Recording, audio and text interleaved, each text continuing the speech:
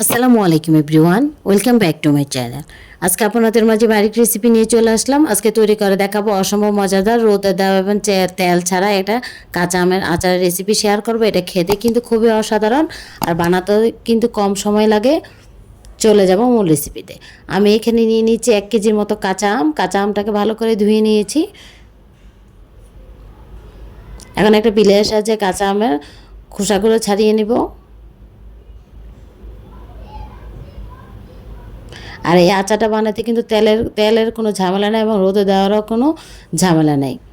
তেল ছাড়াই কিন্তু এই আচারটা খেতে কিন্তু খুবই অসাধারণ। যেভাবে করে সবগুলো আম আমি খোসা ছাড়িয়ে নিয়েছি। আমগুলো কিন্তু আগে আমি ধুয়ে নিয়েছি। এখন গোল গোল শেপ করে আমি এগুলোকে কেটে নিচ্ছি। চাইলে কিন্তু আপনারা এটা লম্বা লম্বা করেও কেটে নিতে পারবেন। আমের পিসগুলো কিন্তু বেশি ভারীও করে নিই, আবার বেশি পাতলাও করে নিই।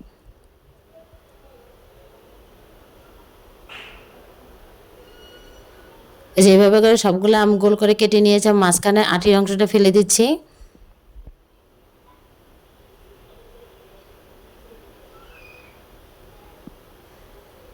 এখন এগুলোকে সবগুলো আম একটা বাটিতে আমি উঠিয়ে নিচ্ছি।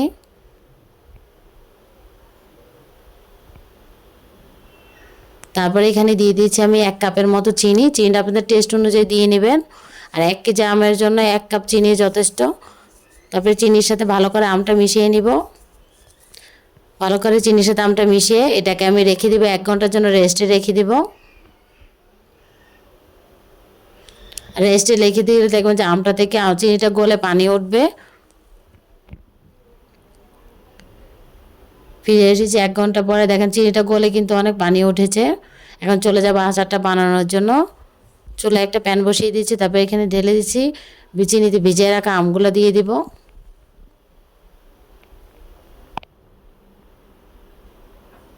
তারপরে এখানে দিয়ে দিচ্ছি সামান্য পরিমাণ 1/4 টিস্পুন দিয়ে দিচ্ছি মরিচের গুঁড়া। তারপরে এখানে হলুদের গুঁড়া দিয়ে দিচ্ছি 1/4 টিস্পুন, শুধু এটা কালারের জন্য দিয়েছি। আর ভালো করে মিশিয়ে নিচ্ছি আমের সাথে। আমি এখানে কোনো এক্সট্রা পানি দিব না। যে চিনিটা গলে যাওয়ার পর যে পানিটা উঠেছে এটা দিয়ে কিন্তু পুরোটা আচার আমি এটাকে বানিয়ে নেব। ভালো করে মিশিয়ে নিয়েছি। চুলা আঁচটা কিন্তু জ্বালিয়ে নিয়েছি আমি এখন।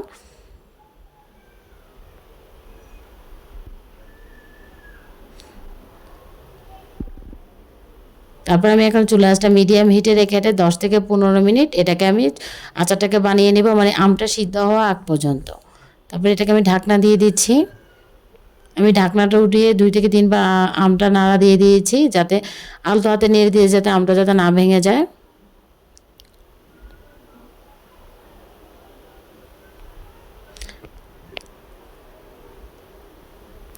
এখন আমি এটাকে আচারটা হতে থাক। তারপর আমি আরেকটা চুলায় একটা প্যান বসিয়ে দিচ্ছি। আচারের জন্য একটা মশলা বানিয়ে নেব।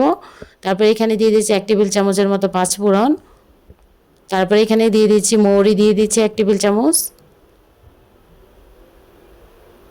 তারপরে এখানে জিরা দিয়ে দিচ্ছি 1/2 টেবিল চামচ। তারপরে এখানে আমি দিয়ে দিচ্ছি ধনিয়ার গুঁড়ো, আস্ত ধনিয়া দিয়ে দিচ্ছি 1 টেবিল চামচ।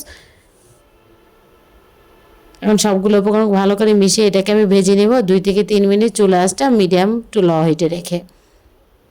আর এই মশলাটা বানিয়ে যদি আচারে দেওয়া হয়, আচারের টেস্টটা কিন্তু দ্বিগুণ বেড়ে যায়। খেতে কিন্তু খুবই অসম্ভব রকম মজা লাগে এই আচারটা। এই যে আমার ভেজে নেওয়া হয়ে গিয়েছে। এখন এটা চুলাটা বন্ধ করে এটাকে নামিয়ে নিচ্ছে, একটা বাটিতে নামিয়ে নিব। নামিয়ে ঠান্ডা করে এটাকে আমি ব্লেন্ডার করে নিব।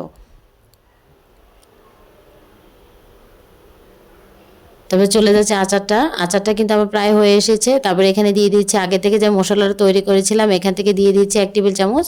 তারপরে এখানে আমি মরিচের ফাঁকিও দিয়ে দিচ্ছি 1 টেবিল চামচ। ভালো করে আচারের সাথে মিশিয়ে নিচ্ছি। আমটাও কিন্তু সিদ্ধ হয়ে গিয়েছে। এখন চুলা আঁচটা মিডিয়াম হিটে রেখে ভালো করে আমি আমের যে এক্সট্রা ঝোলটা সেটাকে ভালো করে টানিয়ে নিব। এই যে দেখেন এমনভাবে করে নিয়েছি। দেখেন আমার একটা আমও কিন্তু ভাঙে নাই। আমার আমটা কিন্তু তৈরি হয়ে গেছে আচারটা। আমি চুলাটা বন্ধ করে দিয়েছি। আপনাদেরকে আমি পরিবেশন করে দেখাচ্ছি। দেখেন কত সুন্দর হয়েছে আমার আচারটা। আর অসম্ভব রকমের মজা হয়েছে আচারটা খেতে। আপনারা কিন্তু এভাবে বানিয়ে 6 থেকে 1 বছর পর্যন্ত রেখে খেতে পারবেন নর্মাল ফ্রিজে। আচারটা একদমই নষ্ট হবে না। আর বাসার সবাই কিন্তু খেতে খুবই পছন্দ করবে। আমার এই রেসিপিটা যদি আপনাদের ভালো লেগে থাকে অবশ্যই আমার চ্যানেলটা সাবস্ক্রাইব করে আমার পাশে থাকবেন। লাইক এবং কমেন্টস করে জানাবেন আমার রেসিপিটা কেমন হয়েছে। আল্লাহ হাফেজ।